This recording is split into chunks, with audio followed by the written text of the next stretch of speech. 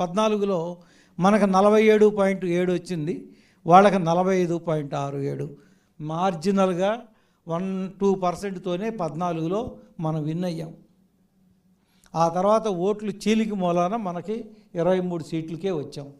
లేకపోతే మినిమం ఓడిపోయినా సరే 65 నియోజకవర్గాల్లో ఈజీగా గెలిచేవాళ్ళం.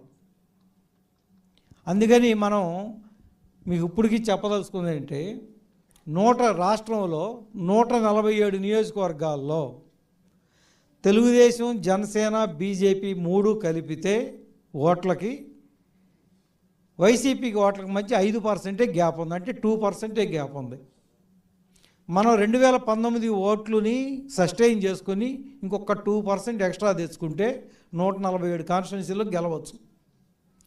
28 కాన్స్టిట్యున్సీలు, ముఖ్యంగా కర్నూలు అండ్ కడప, అక్కడ తెలుగుదేశము, బీజేపీ, జనసేన కలిసినా కూడా వైసీపీకి మనకు వాళ్ళకి మధ్య గ్యాపు 10 లక్షల ఓట్లు తేడా ఉంది. 10 లక్షల ఓట్లు తేడా, చాలా చాలా వైడ్ మార్జిన్ ఉంది.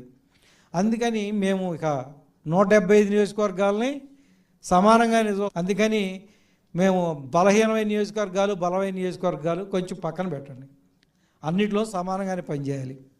మేము తీసుకుంది ఏంటంటే క్రైటీరియా, అబోవ్ 35% వచ్చినటువంటి 2019లో అబోవ్ 35% వచ్చినటువంటి నియోజకవర్గాలను ఇప్పుడు కొన్ని తీసుకున్నాం. ఇంకా ఈ 30 కాన్స్టిట్యున్సీలు కాకుండా ఇంకా అందరం పనిచేస్తానంటే